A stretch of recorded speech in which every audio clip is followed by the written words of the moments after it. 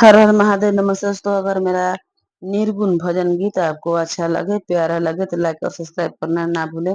शिशिया काहे के गो मनवा ओने धने पर माटी के सुंदर तने परे ना।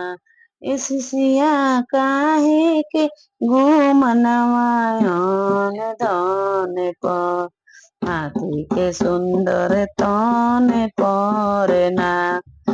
तू त खाली हाथे अइलू, एक दिन खाली हाथे जइबू। तू त खाली हाथे अइबू, एक दिन खाली हाथे जइबू।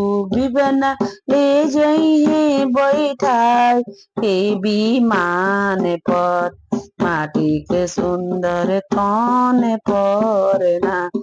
बिबना ले जइहे